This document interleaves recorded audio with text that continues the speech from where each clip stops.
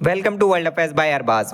सोचिए सिर्फ 24 से 48 घंटों के अंदर अगर 60,000 से ज़्यादा लोग किसी दूसरे देश की बॉर्डर पार कर देते हैं तो क्या होगा। पुलिस, आर्मी और पूरा एडमिनिस्ट्रेशन हिल जाएगा।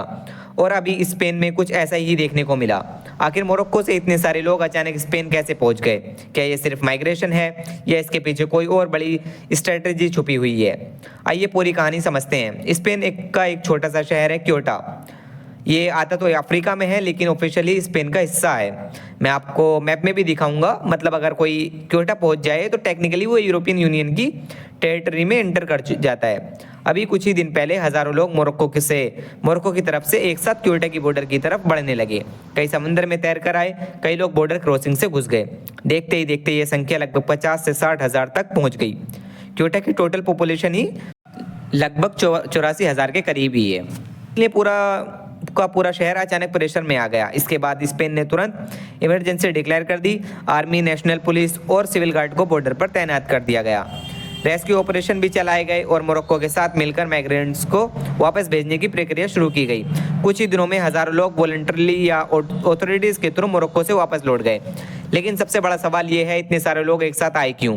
एक्सपर्ट्स का मानना है इसके पीछे कई वजह हो सकती हैं। पहली वजह इकोनॉमिक प्रॉब्लम्स और बेरोजगारी, दूसरी वजह सोशल मीडिया पर फैली हुई अफवाहें जिसमें लोगों को लगा स्पेन में एंट्री आसान हो गई है। कुछ रिपोर्ट्स के मुताबिक ह्यूमन ट्रैफिकिंग नेटवर्क का भी जिक्र किया गया जो लोगों को यूरोप में पहुंचाने के सपने दिखाते हैं। इस क्राइसिस का सबसे बड़ा दुखद पहलू ये रहा कि बॉर्डर क्रॉस करते वक्त 72 से ज़्यादा लोगों की जान जा चुकी है। समंदर की तेज़ लहरों और भीड़ के बीच हज़ारों माइग्रेंट्स की खबरें सामने आईं। रेस्क्यू टीम्स ने लगातार ऑपरेशन चलाए लेकिन इतने ज़्यादा लोग थे कि हर किसी को बचाया नहीं जा सकता था। अब इसका असर सिर्फ स्पेन तक सीमित नहीं रहा। पूरे यूरोपियन यूनियन में इमिग्रेशन पॉलिसी को लेकर फिर से बहस शुरू हो गई है। इटली के प्राइम मिनिस्टर जॉर्जिया मेलोनी ने तो यहाँ तक कह दिया कि स्पेन को शेंजन फ्री मूवमेंट पर टेम्पररी रिस्ट्रिक्शन लगा देने चाहिए। और इटली के पीएम ने स्पेन के बॉर्डर चेकिंग के रिस्ट्रिक्शन भी लगा दिए हैं। शेंजन मूवमेंट क्या है कि मैं आपको बता देता हूँ। शेंजन यूरोप के कई देशों का एक ऐसा सिस्टम है जहाँ इंटरनल बॉर्डर्स पर पासपोर्ट चेकिंग नहीं होती है। मतलब एक बार आप शेंजन एरिया के किसी कंट्री में लीगली एंटर कर लेते हो तो आप बाकी कंट्रीज में आसानी से ट्रैवल कर सकते हो।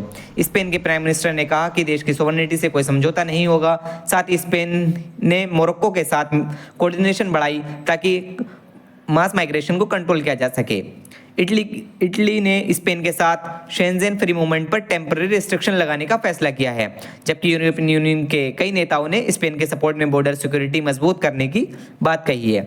और अगर कोई अपडेटेड वीडियो आती है तो मैं अपडेटेड वीडियो लाता रहूँगा। हमारे चैनल को शेयर एंड सब्सक्राइब करें।